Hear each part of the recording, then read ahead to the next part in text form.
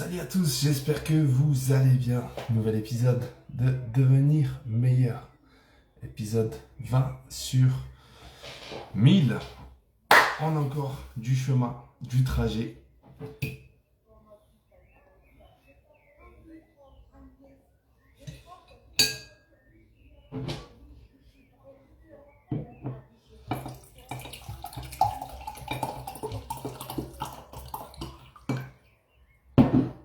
Alors, tonton Giovanni, j'ai bien reçu ta demande. Normalement, tu devrais apparaître sur le live d'ici peu. Je te remercie en tout cas. Voilà. Salam alaikum. Alaykoum salam wa rahmatullah. Tonton Giovanni, magnifique. Bonsoir. Extraordinaire. Tu m'écoutes bien Bonsoir. là? Je t'entends très bien. Et toi, Ouais, tu ouais. m'entends bien? Oui, oui, ça va très bien, oui. Ah là là, la classe à l'italienne. Magnifique. J'aime Ce soir, beaucoup. ce soir, je suis à la maison, je suis beaucoup plus relaxé que d'habitude. Ah oui? Au resto, je suis plus costaud. Justement, par curiosité, ton quotidien au resto, il ressemble à quoi? 18 heures de travail. Je commence le matin, les achats, la comptabilité, le web, la caisse, le service, tout. Lorsque tu es patron en France, ça veut dire que tu es le petit esclave de la boîte. Et combien d'années tu as dit dans la restauration? Ah, depuis toujours, je fais l'école d'hôtellerie de 15 à 18 et D'accord. je fais des petites coupures de changement de métier, mais toute la vie. Hmm. Qu'est-ce que tu aimes le plus dans ce que tu fais? Le contact avec les gens. Le contact. Moi, je me considère un bon cuisinier, mais je ne pourrais jamais travailler fermé dans une cuisine.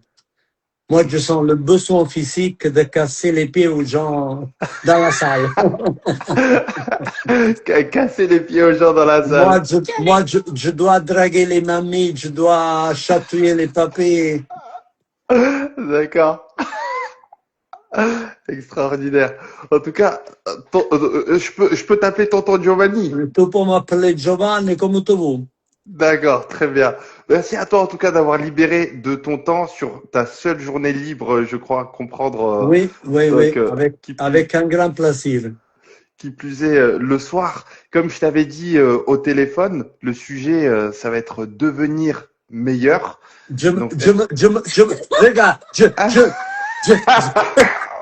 j'aime même les poissons, même les poissons.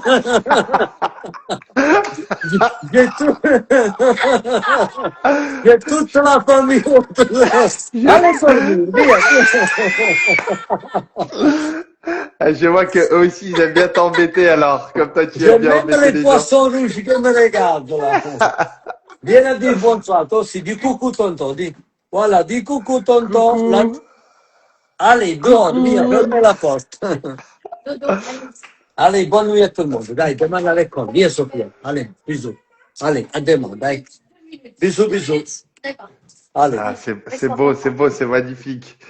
Alors, tonton Giovanni, pour toi, devenir meilleur, ça veut dire quoi? Ça te fait penser à quoi? Devenir meilleur, ça veut dire plein de choses. Et je pense, moi je parle de mon expérience personnelle. Je pense que c'est les pires expériences de la vie qui te fait devenir meilleur. Moi, par exemple, la pire expérience de ma vie, c'est l'accident de moto de mon fils. J'ai mon fils aîné qui, suite à un accident de moto, il est tétraplégique. Mais Alhamdoulilah, il va bien, il a une magnifique copine, il a une belle vie. Mais il y a quand même un Giovanni d'avant et un Giovanni d'après. Hmm. Avant, j'étais prêt à me fâcher pour la moindre bêtise. Hein. J'étais prêt à me chauffer à bloc. Maintenant, avant que je me chauffe, avant que je me fâche, j'ai appris à comment dire, Relativiser. voilà les problèmes. Il y a des problèmes pour lesquels ça vaut la peine de se battre. Il y a des problèmes que tu dis du fond de toi, mais va dormir. Problème réglé. Et c'est grâce à ça pourquoi moi je suis, comme on dit, je me lance pas les fleurs, Mais vu les sujets que je touche et vu comme moi je pique les gens et j'arrive à rester zen avec toute la vague de haine que je reçois sur les réseaux, il faut être costaud. Et ça, c'est grâce à ça. Moi, les problèmes, je leur donne la juste priorité. Après, devenir meilleur, c'est un ensemble d'expériences, c'est ton parcours, c'est tout, c'est une vie. Voilà, c'è il pubblico. Oh, j'ai cru entendre. Elle a dit que tu es déjà le meilleur, c'est ça? Et ma femme, il a dit que pour oggi si déjà le migliore et ça. Moi, je fais beaucoup de social et quand je fais du bénévole, je fais des soirées pour la récolte des fonds. Moi, ma paye, c'est lorsque je vois dans les yeux de ma femme et mes filles un regard d'admiration. Ça paye tous mes sacrifices, l'argent que j'ai investi, mon temps, le temps que j'enlève à ma femme et mes filles. Et je sais que c'est une leçon pour mes filles. C'est pour ça que quand on fait du bénévole avec ma femme, on essaie toujours d'entraîner les filles avec nous pour commencer à le rouler dans la farine de la solidarité depuis son plus petit âge. Hmm. Selon toi, s'il y avait des ingrédients pour devenir meilleur, si on imaginait que devenir meilleur, c'était un plat, 5 ingrédients pour devenir meilleur, ça serait quoi selon toi? 5 ingrédients. Avoir la chance d'avoir un minimum de croyance en Dieu, je pense. Avoir la chance d'avoir des parents un peu durs, Hmm. que ça manque beaucoup aujourd'hui. Je pense que c'est une prédisposition naturelle aussi. Avoir la chance d'avoir des bons exemples, d'arriver à s'inspirer da des exemples positifs, que surtout dans le plus jeune âge, parfois avoir des exemples positifs ou des exemples négatifs, ça va décider le parcours de ta vie. Pourquoi Hmm. parfois on prend le mauvais chemin. Et si tu as la chance de trouver la bonne personne à côté de toi, tu es déjà à moitié du parcours. Hmm. Alors, comment faire pour trouver cette bonne personne à côté de soi? Ah, c'est, c'est un peu c'est un destin, un peu c'est un destin. Un peu c'est investir tout toi-même. Pourquoi? Pour trouver une bonne personne, il faut être une bonne personne en même temps. Hmm. Et c'est la chance, c'est le mektoub, c'est le destin, c'est le bon Dieu, c'est le caractère. Moi, par exemple, j'ai trouvé une bonne personne après deux divorces. Et ça, c'est la baraka de Dieu. Pourquoi? Un homme, il glisse la première fois, c'est très difficile que tu vas retrouver un équilibre. Pourquoi? Même si tu veux trouver une bonne personne dans la suite, toi, tu arrives déjà avec 4 bagages de problèmes de la précédente version. Imagine après 2 divorces, Hmm. avec 5 enfants au bazar et des histoires compliquées. Et par contre, je trouvais la chance de trouver une personne qui m'a redonné l'équilibre, la stabilité, la confiance dans l'autre sexe, dans l'humanité en général. Il n'y a pas de recette magique. Après chaque personne, la même situation, 2 personnes différentes, ils vont la vivre dans 2 façons différentes. Hein. Hmm. Toi, tu dirais que tu as vécu comment ces épreuves, les épreuves que tu as traversées? Moi, j'étais formé par mon père. Et mon père, c'était quelqu'un de tellement dur avec moi, que j'ai vécu avec le cauchemar de vouloir montrer que je fais mon devoir. Et ça m'a donné beaucoup d'avantages dans la vie, mais même beaucoup de préjudices, pourquoi moi, je suis un malade mental de travail. Moi, je travaille pas. Moi, je suis le travail. Moi, j'ai toujours travaillé le triple de qu'est-ce que réellement j'ai besoin. Et clairement, ça ramène des préjudices. Pourquoi parfois tu donnes pas le temps nécessaire à tes enfants, à ta femme, mais en même temps, tu es quelqu'un qui t'assure la stabilité de tout ton clan, comme on dit. Et être devenu un chef de famille, pourquoi moi, à 18 ans, j'étais marié. Mais à 15 ans, j'étais déjà le chef de ma famille. Pourquoi quand même mon père c'était une personne, paix à son âme, analphabète de la campagne. Quindi, quand moi je commençais à grandir, le monde il est changé. Sont commencé à arriver des problèmes que mon père même pas maîtrisait. La voiture, le téléphone. Et donc, moi, j'ai assumé la responsabilité de la famille de la plus jeune âge. Et ça aussi, il a fait que lorsque je communiquais à ma famille ma décision de me convertir à l'islam, je ne peux pas dire qu'ils ont fait la fête. Mais ils ont tellement de respect pour ma parole qu'ils savent que si je prends une décision, je me motive, que j'assume mes responsabilités. Personne n'essaie de me changer d'avis. C'est toi qui t'as dit, ça va pour tout le monde. C'est ça là. Je peux te poser la question, justement, qu'est-ce Oui. qui t'a amené dans ce cheminement de foi, ce cheminement religieux? Alors, moi, à part le fait que je crois au destin depuis que je suis né, et il y a des signes dans ma vie. Moi, je viens d'une famille catholique, moyenne agricole. Dans ma jeunesse, chez moi, avec l'eau, ils prenaient que la douche. Tout le reste du quotidien, c'était le vent. Tu sais, les familles de la montagne agricole catholique, c'est le vent, matin, midi, soir. Moi, j'ai jamais bu d'alcool de ma vie. Et j'étais la honte de mon père. Hein.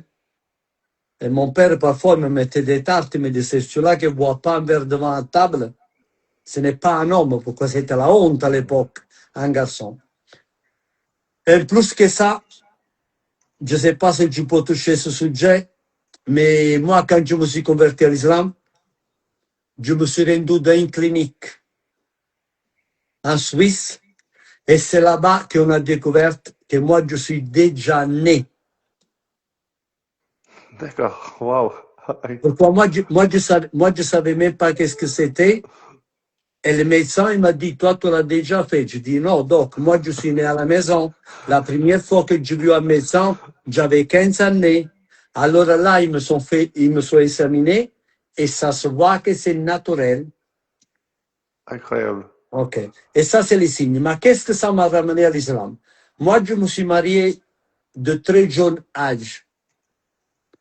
Et c'était un mariage que ça ne doit pas exister. C'est un mariage à pas faire. Mais c'est moi qui je voulais le faire. Clairement, le mariage, ce n'est pas marché. Mais vu que je voulais pas, dans mon vocabulaire, ça n'existait pas le mot divorce, le mot.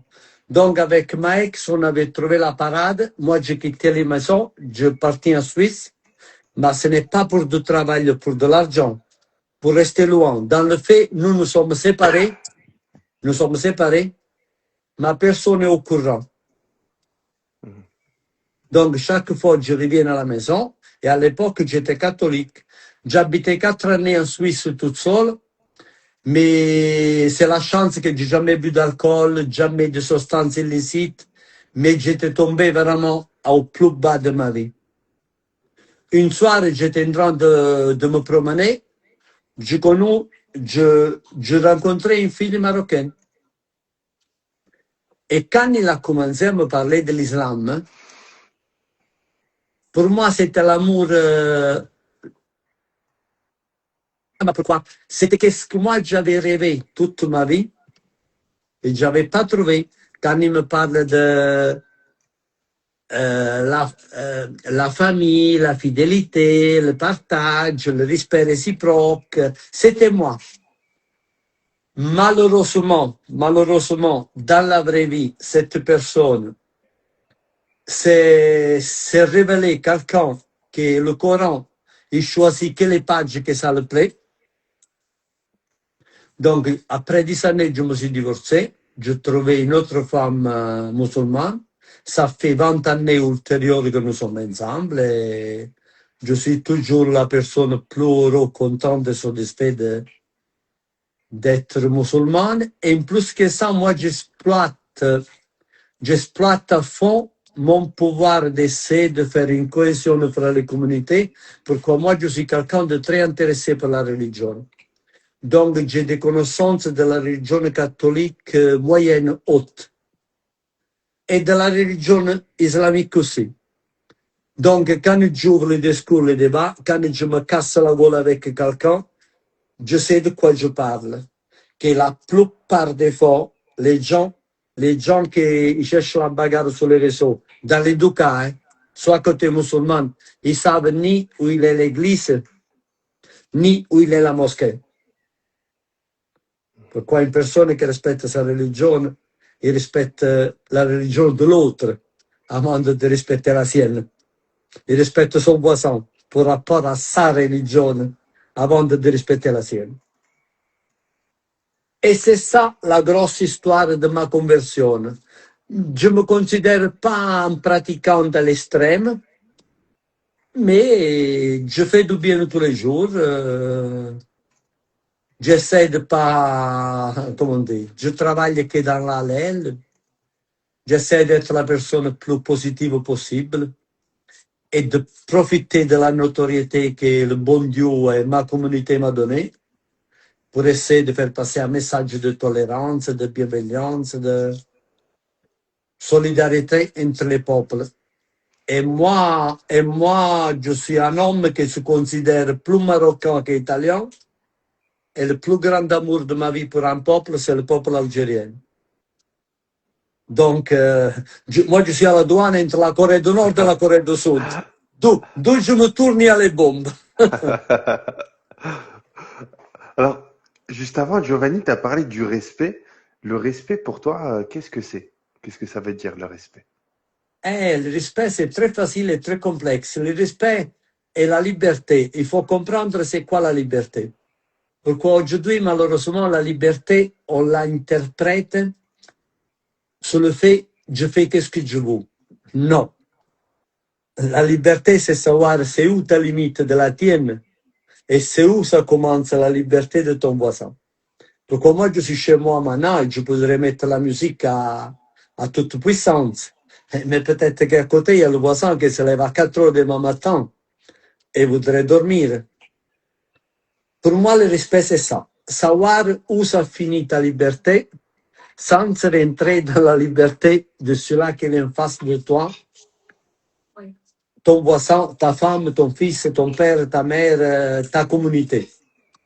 Malheureusement, aujourd'hui, l'espace commun, on l'interprète comme quelque chose qui s'appartient à personne.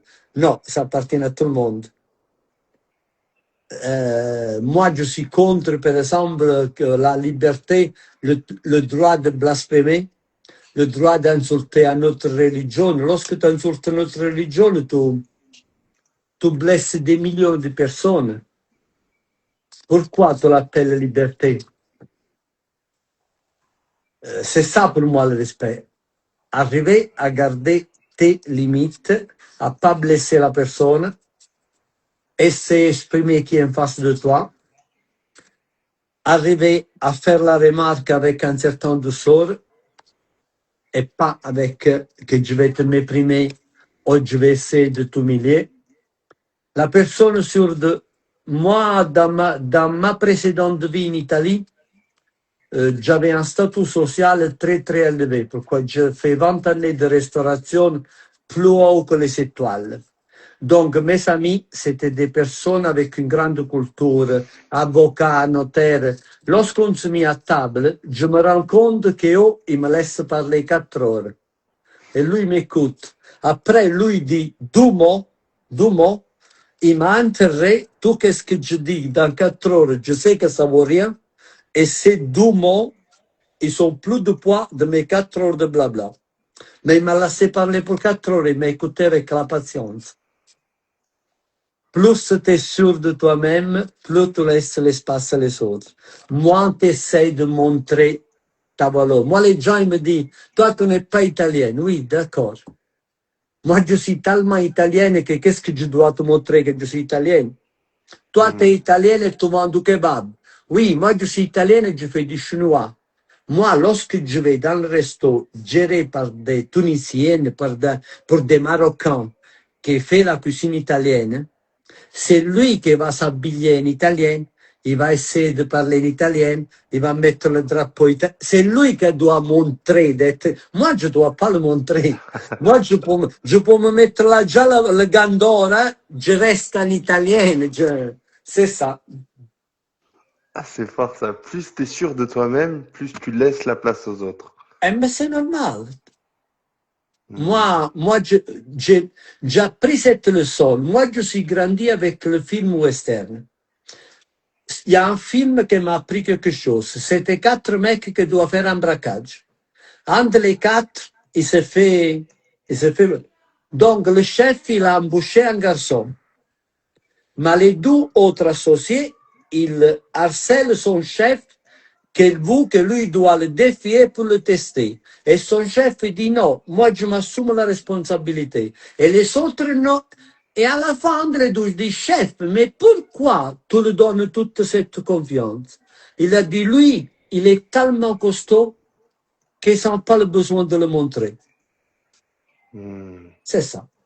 Si c'était quelqu'un qui n'était pas sûr, pour se montrer c'était qui, il avait déjà commencé à chauffer entre les deux pour le plaisir de frapper. Lui, il est tellement costaud qu'il n'a pas besoin de le montrer. C'est ça. Hmm. Alors justement, tu parlais de prédisposition naturelle tout à l'heure. Tu disais justement, je t'ai demandé 5 ingrédients. Comme ça, je rappelle aussi aux gens qui viennent sur le live la question que je t'avais posée. 5 ingrédients pour devenir meilleur, selon toi. Tu nous as parlé de prédisposition naturelle. Comment est-ce qu'on se connecte? Peut-être comment est-ce qu'on voit les prédispositions qu'on a? Bon, moi, j'arrive pas à répondre à ce que tu me dis, mais moi, par exemple, je suis quelqu'un qui, depuis que j'étais petite, moi, quand je fais un cadeau, la personne y rigole. Mais je pense que la personne qui prend le plus grand plaisir, c'est moi. Il y a des personnes qui ils jouent à donner. Mhm. Je ne sais pas si c'est naturel, si c'est une question de caractère. Moi, quand j'arrive à faire du bien, je suis la personne plus heureuse du monde. Si c'est naturel, si c'est un parcours, si c'est une baraka de Dieu, je ne sais pas te répondre. Mais il y a des gens qui aiment faire du bien, comme il y a des gens qui aiment casser les pieds aux gens. Maintenant, c'est peut-être que c'est ces blessures, peut-être que c'est ses traumatismes, peut-être que c'est le fait que lui n'est pas sûr de lui-même, donc il essaie de t'agresser pour la peur de montrer qu'elle est plus bas que toi. Ça, je ne sais pas, c'est pas mon domaine. Mais moi, je pense d'être une personne que, pourquoi moi j'étais comme ça depuis que j'étais petite. Moi, j'ai grandi avec le film western. Moi, j'ai toujours partagé pour les Indiens. Moi, je me disputais avec mon père, avec mes oncles. Moi, quand les cowboys, ils buttaient les Indiens, moi, je pleurais. Et mon homme, oh, je disais, oh, c'est la leur terre. Mais qu'est-ce que tu me racontes? C'est nous qui nous sommes allés là-bas. Nous sommes en train de les exterminer. Et c'est eux les méchantes. que c'est un peu l'histoire de l'Occident en général, ok? Moi, par exemple, les deux plus grandes histoires d'amour de ma vie, un de les deux, c'est ma femme, et je ne vais pas raconter comment c'est commencé, pourquoi les deux plus grandes histoires d'amour de ma vie, c'est les deux histoires qui sont commencées de la plus mauvaise façon de ma vie. Avec ma femme, c'est un peu personnel, même si c'est rigolo. Mais moi, les premières 4 ou 5 années que j'habitais à Grenoble, moi, j'étais un vrai algérophobe. Moi, j'haïs le peuple algérien. Pourquoi? Quand je voyais cet comportement un peu agressif, un peu de revanche. Moi, je n'arrivais pas à le comprendre. Pourquoi moi, je ne suis pas comme ça. Moi, je suis pour les règles. Je dis, mais comment c'est possible? Après, petit à petit, la curiosité, je commençais à chercher un peu l'histoire du peuple algérien, la vraie histoire, pas sur BFM TV. Je commençais à faire des amis, je commençais à contacter, et c'est là que c'est devenu la plus grande histoire d'amour de ma vie pour un peuple. Pourquoi? Quelqu'un qui a le plaisir d'étudier un peu la colonisation en Algérie, prépare-toi à pleurer pourquoi c'est les Juifs multipliés 4. Pourquoi les Juifs c'était terrible, mais c'était 20 années. Là, c'était 132 années. Et après des années, j'ai le plaisir d'avoir visité l'Algérie. Et au niveau de, je parle pas de belles vacances au niveau hôtel 5 étoiles, je parle pas d'hélicoptère, je parle au niveau de sentiments. Je parle pas des moyennes, je parle au niveau émotionnel. 59 années, c'est la plus belle vacance de ma vie. Chaque jour, je pleure. J'arrive dans une famille et la famille, il pleure. Je repars le lendemain et la famille est devant la porte avec la serviette. On dirait que j'étais leur fils, que je parle pour l'étranger. Allez, bonne nuit. Hein. Et l'histoire de ma femme s'est commencée de la même façon. Je te la raconte. Moi, je veux pas vous créer de problème. Non, C'est toi non. qui... Il y a ma femme qui me menace. Non.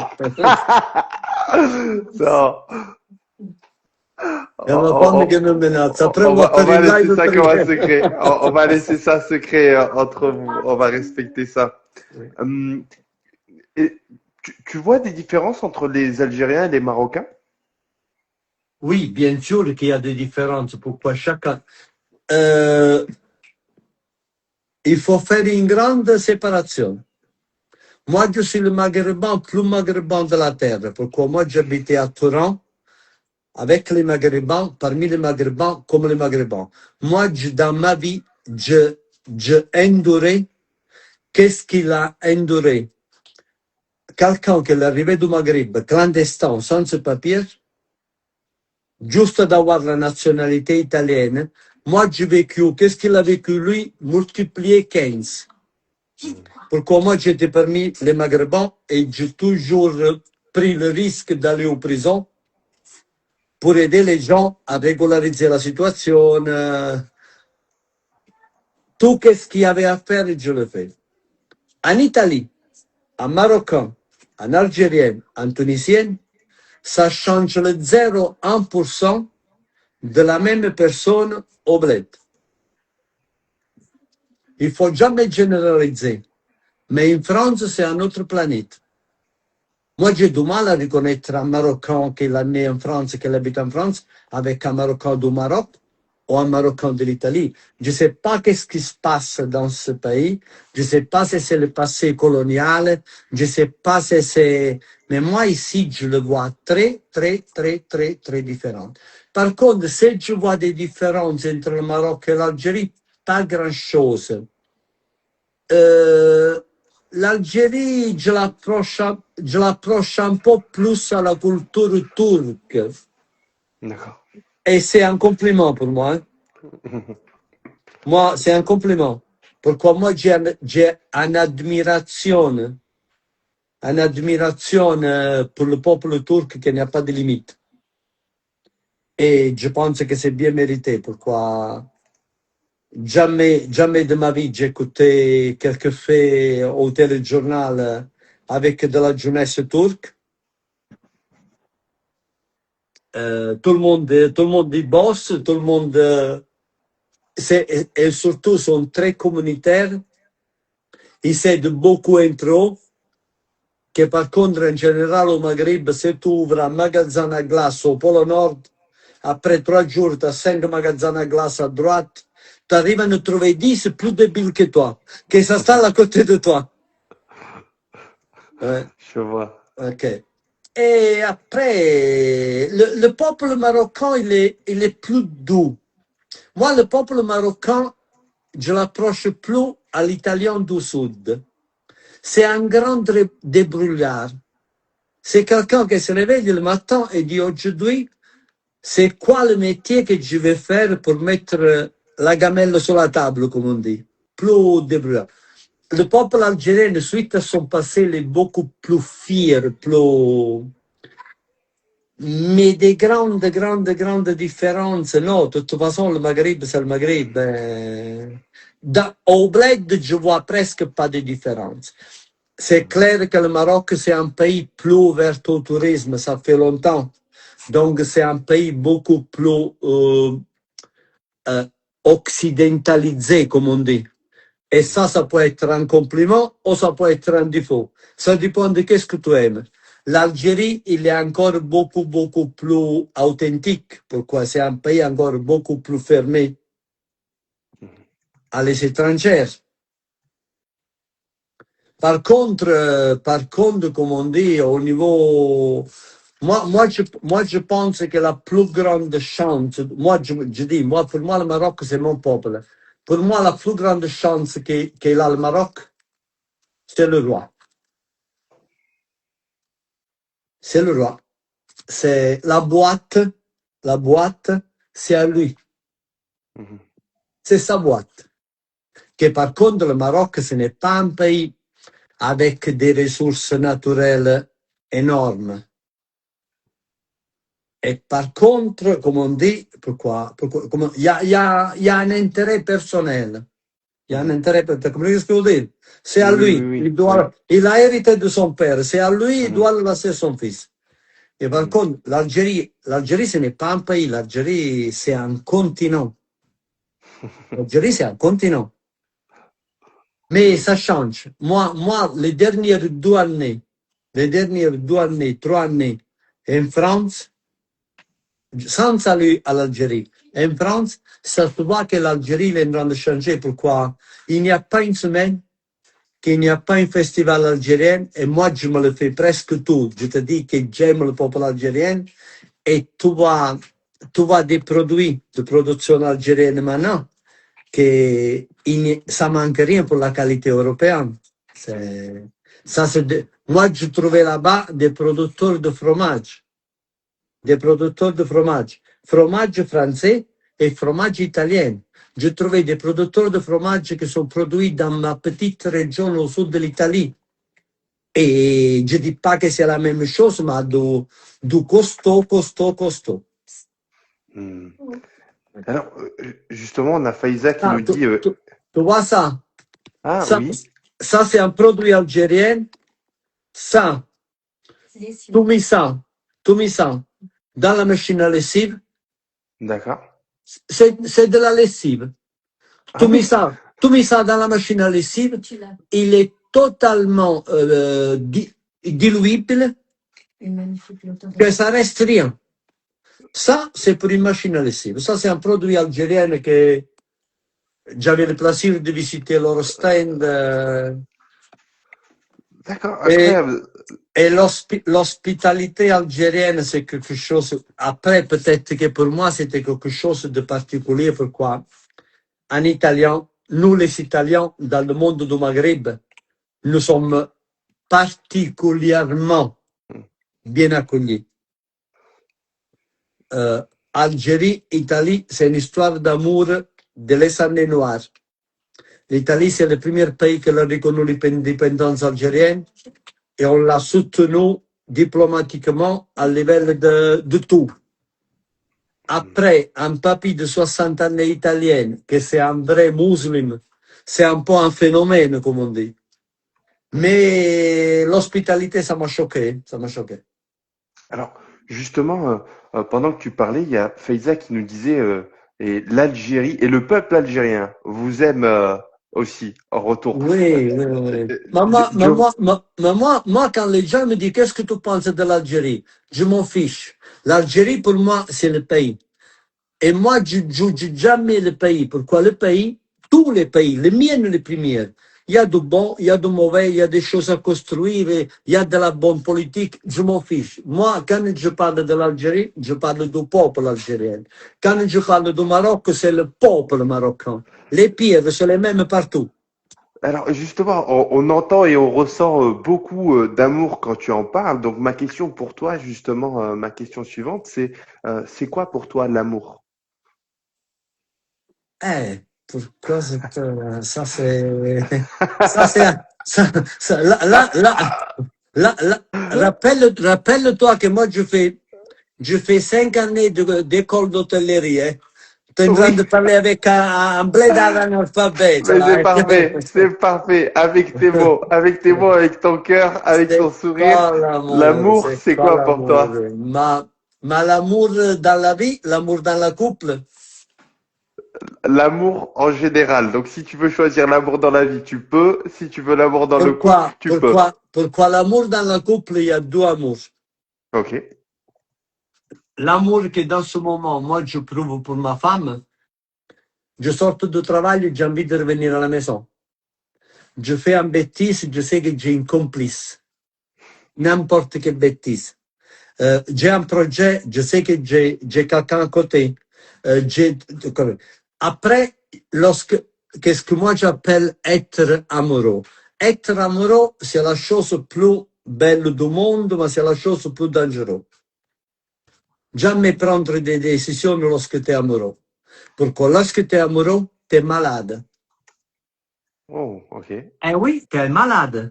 Toi, tu n'as jamais dansé de ta vie, tu trouves une copine de laquelle tu es amoureux et elle danse, toi, demain matin à 4 heures, tu vas aller à l'école de danse.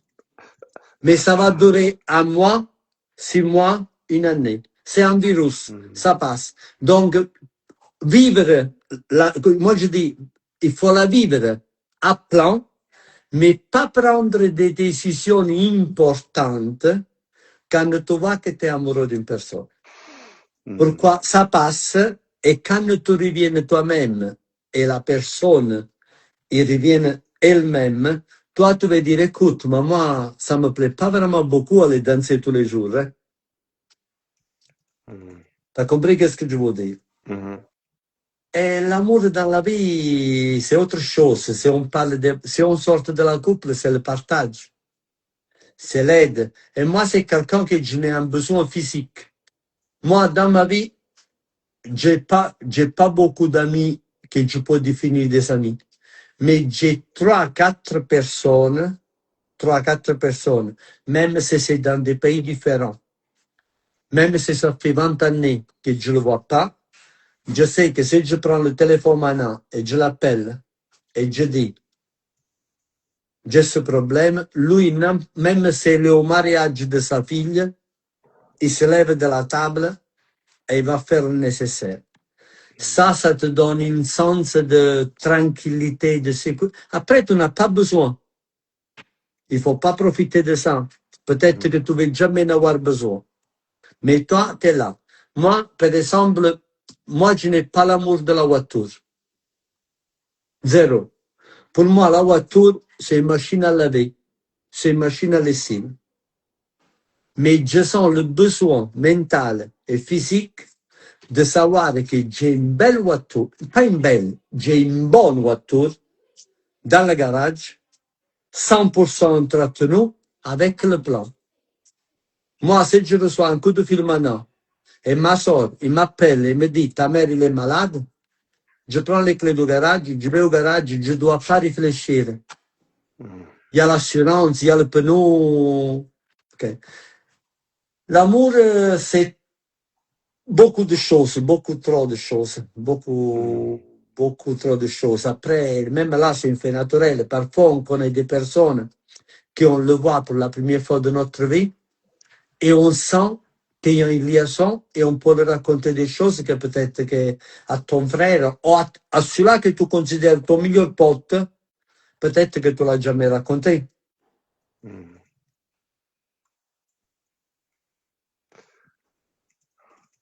Mhm. Quel conseil, quelle recommandation tu pourrais donner justement à quelqu'un qui est amoureux pour la première fois? Amoureux pour la première fois, Oui, pour une femme ou pour un homme, oui. il faut pas, il faut pas gaspiller même pas une seconde de ce moment magique, mais, comme on dit, pas prendre pas prendre des décisions pour la vie importante. La vivre, mais la vivre, profiter du moment dans le respect, pas profiter de l'autre personne, mais sache que tout ce que tu penses dans ce moment, ça va changer. Après, ça veut pas dire qu'après tu ne vas pas aimer la personne ou que ça doit finir par force. Mais tout ce que tu acceptes aujourd'hui, tout ce que tu es avec un malade mental, toutes tes amis te disent, mais tu ne vois pas que c'est un malade mental. Tu dis, non, mais lui, pourquoi il a souffert? Non, mais lui, non. Ok. Hmm. Après un mois, après 2 mois, après 3 mois, c'est toi que tu commences à dire, ah, c'est ça. Vivre le moment de la plus belle façon possible, pourquoi c'est le moment magique de la vie. Avoir les boules au ventre que tu vois pas la personne, sentir la douleur physique, c'est magnifique. La vivre à plein, mais on parle des choses sérieuses après un moment. Hmm. Ah, vu qu'on parle du couple, je te pose la question. Justement, je profite de ton expérience en la matière. Un homme, pour toi, c'est quoi? Et là, tu me mets dans les problèmes pourquoi Ah bon? aujourd'hui, on le sait plus. Ah oui?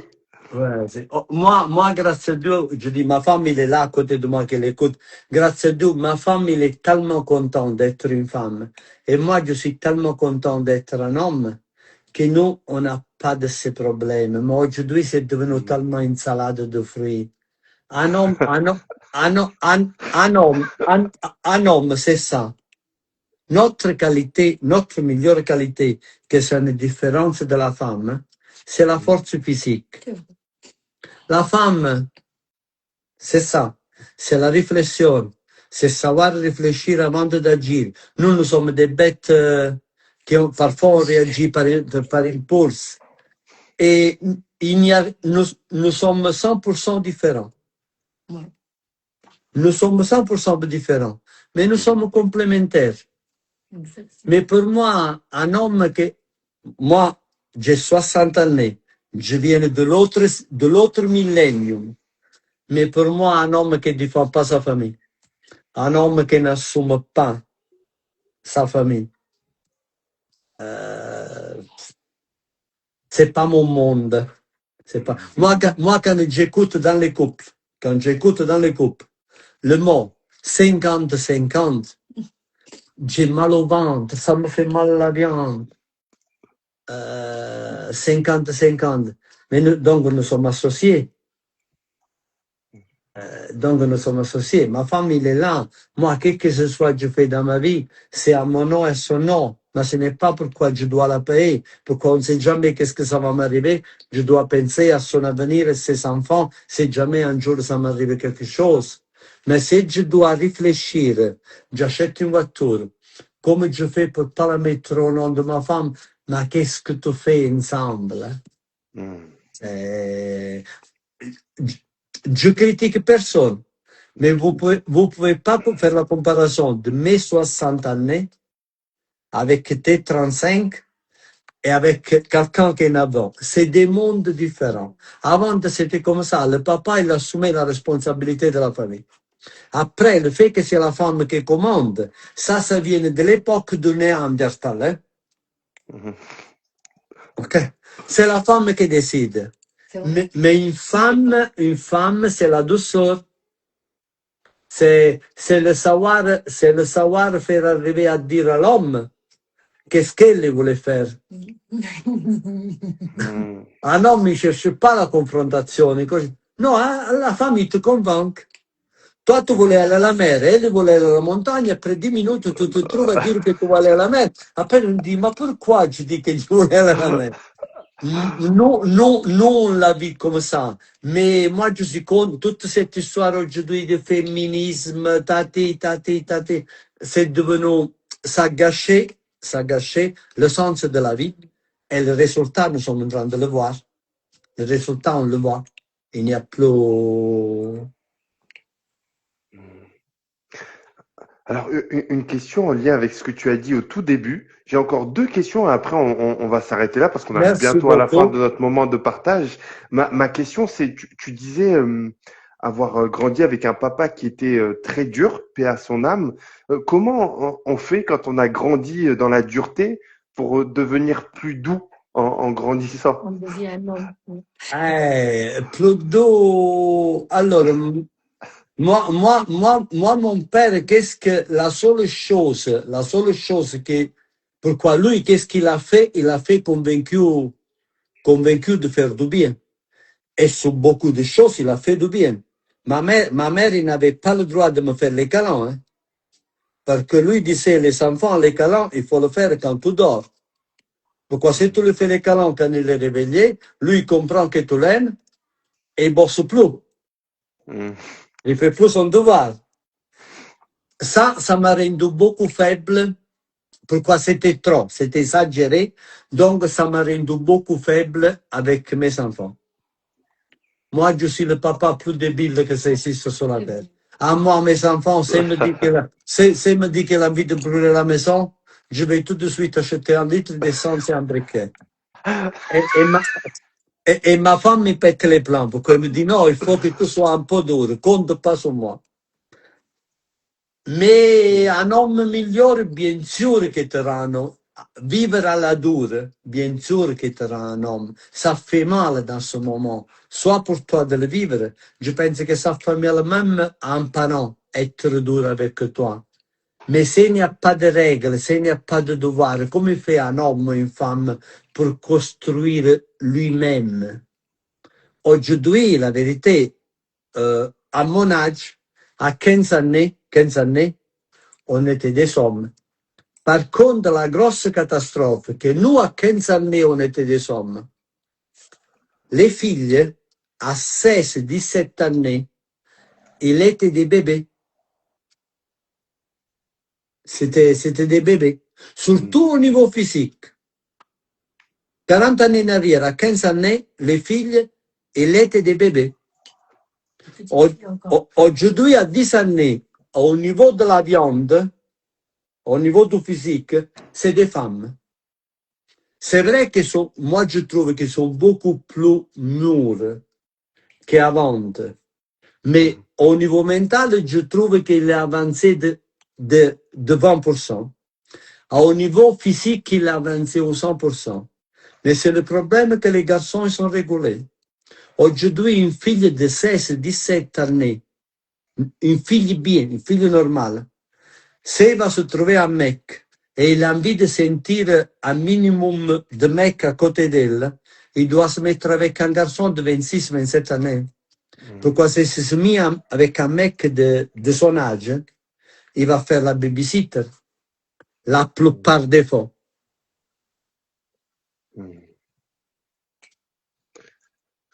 Alors, ma dernière question pour toi, Giovanni, vu qu'on arrive bientôt à la fin de notre moment de partage, si tu avais 5 conseils ultimes, les meilleurs pour devenir meilleur, justement, 5 recommandations ultimes, ça serait quoi? Accepte toi-même. Accepte toi-même. N'importe qui tu es. Pourquoi si tu arrives à accepter toi-même, peut-être que dans ta vie, tu as 3, tu peux être la personne plus heureuse avec 3. Peut-être que tu as 10 et tu es le plus malheureux. Pourquoi tu es en train de regarder 10 km? Accepter toi-même. Accepter tes qualités, il faut faire la paix. Avec la première personne qu'il faut faire la paix dans la vie, c'est avec toi-même. Si tu es bien avec toi-même, tu peux être bien avec les autres.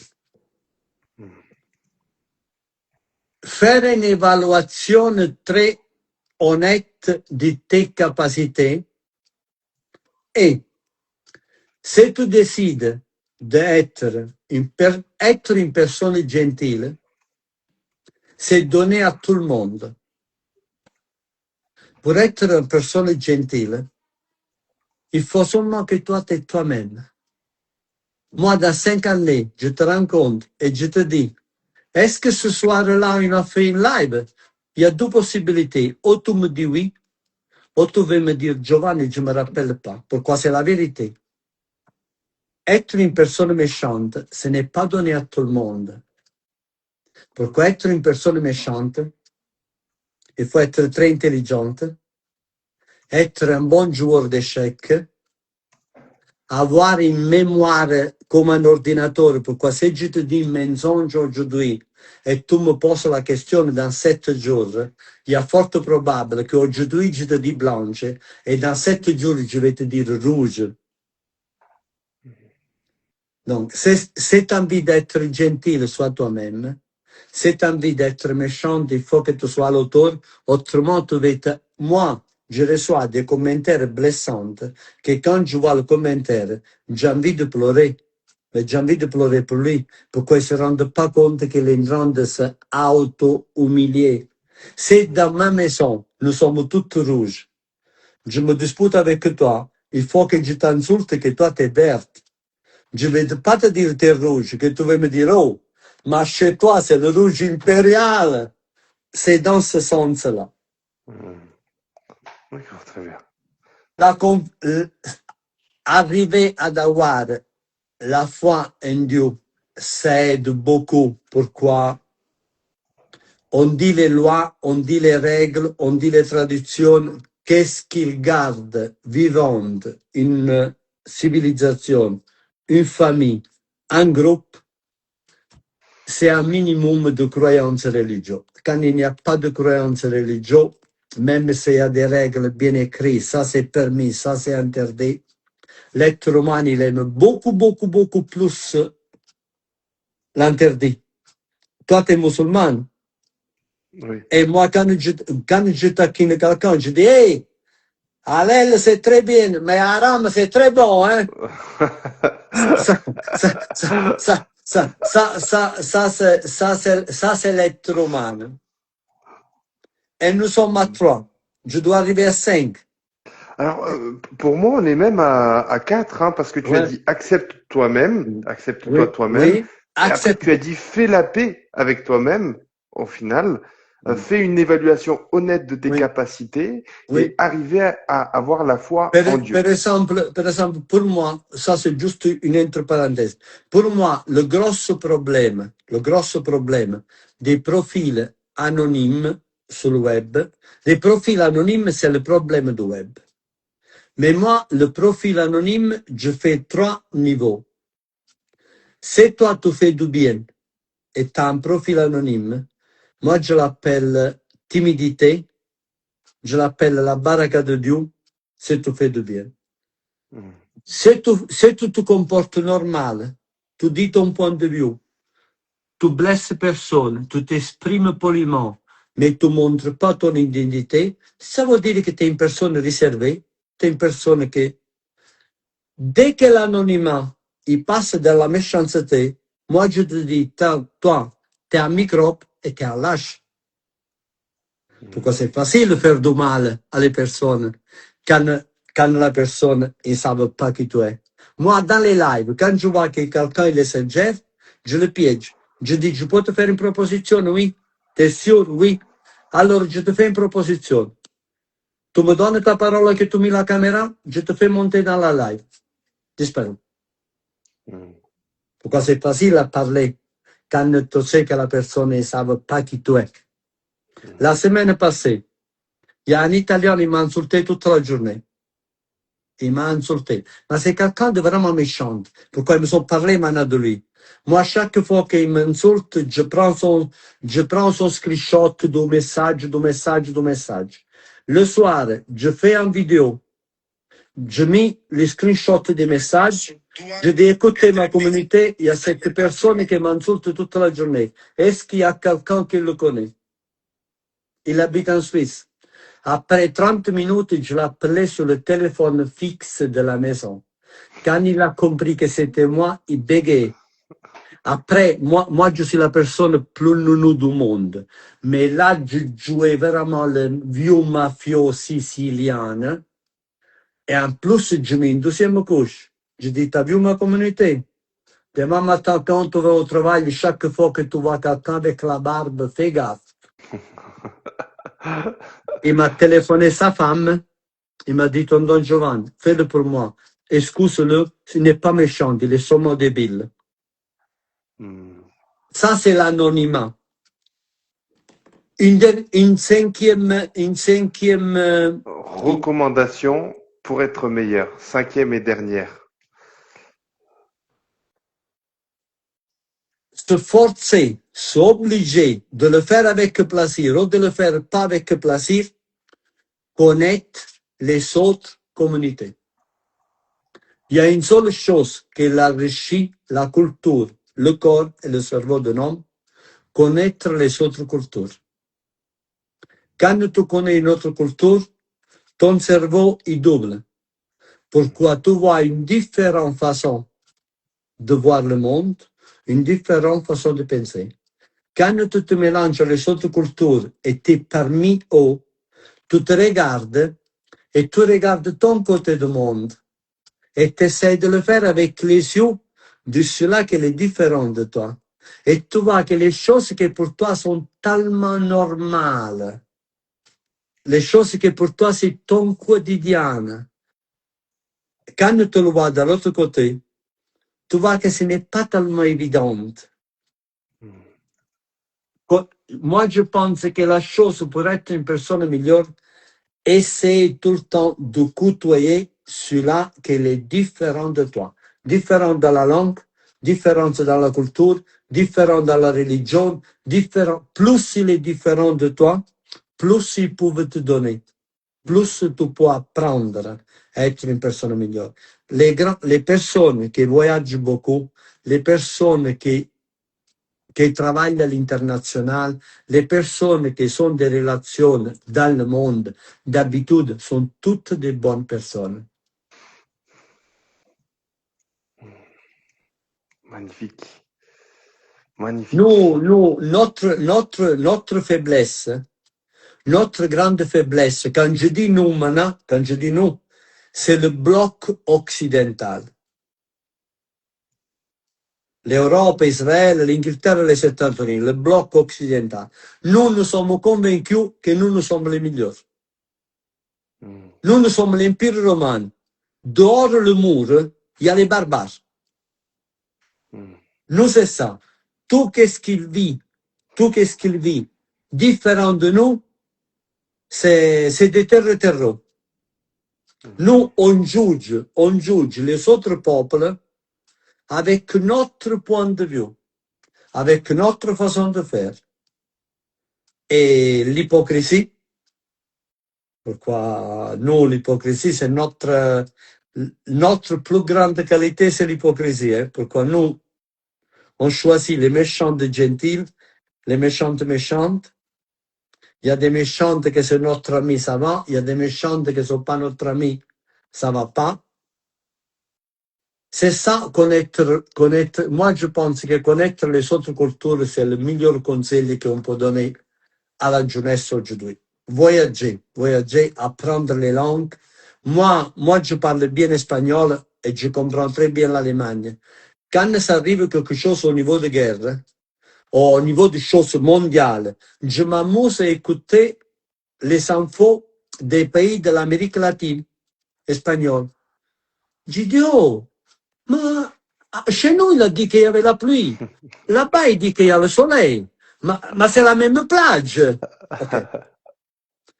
T'as les moyens pour te défendre. Quand tu arrives à écouter différents points de vue, t'as la moyenne pour te faire, à part le fait que même en Europe, ça existe une moyenne infaillible, je peux donner un conseil. Quel que ce soit, ça arrive dans le monde. Les médias, les infos occidentales, à plus près, ils sont toutes unanimes sur qu'est-ce qu'ils racontent. Toi, parie tout ce que tu as sur le fait que la vérité, c'est l'exact contraire. Tu te trompes jamais. Il suffit d'écouter les médias occidentaux. Qu'est-ce qu'il dit? Quand tout le monde dit que la base est blanche, toi, tu peux être sûr et certain que c'est noir. Tu ne te trompes pas. Et si tu te trompes une fois sur 1000, c'est un grand plaisir de dire, oh, je pensais mal, par contre, c'est pas vrai. Mais 1 sur 1000. Allez, merci beaucoup. C'est un grand plaisir. Merci à toi, Giovanni. Ah, tiens, parce que t'as pas fait de transition. T'as pas fait de transition. En tout cas, Giovanni, un grand merci pour ce moment Merci de à toi. partage. C'était Un vraiment, grand merci à toi pour tout ce que tu nous as partagé là. j'avais une grande pression, mais c'est bien passé. Moi, j'ai pas, comment on dit, moi, j'ai pas des études. Moi, j'ai la culture de la vie, de l'expérience. Je parle du fond du corps et parfois quand je parle, je sais que ça peut choquer quelqu'un, mais moi, quand c'est blanche, quand c'est noir. C'est ça. J'aime pas nettoyer. C'est ça qu'on aime, c'est ça qu'on aime. Pour les gens qui me posent la question, qui est ce monsieur? Moi, ce que je vais faire, c'est que je vais prendre le temps de travailler la description de la vidéo. La vidéo, je vais te mentionner. Libre à toi, Giovanni, d'accepter ou pas la collaboration. Bien Moi, sûr, je la mettrai en sûr. collaboration, comme ça les gens pourront rentrer en contact directement Bien avec sûr. toi. Si vous ne le connaissez pas, je vous invite à aller regarder ce qu'il partage. On est sur des messages qui dépassent de loin l'activité. L'établissement, il est magnifique. C'est très, très bon. D'ailleurs, je place l'intention d'y repasser ce mois-ci parce que je suis de Grenoble là, maintenant. Et au-delà de partager ce qui se passe dans ton établissement, tu partages régulièrement des messages d'amour, de paix, de rassemblement. Tu laisses ton cœur parler avec une authenticité qui est touchante et c'est pour ça que je me suis dit je vais te contacter et je suis honoré d'avoir pu partager ce moment avec toi. Je prends pas plus de ton temps à toi et ta famille. Grazie mille. Et ma va dormir. Magnifique. Allez, bonne nuit. Bonne nuit à tous.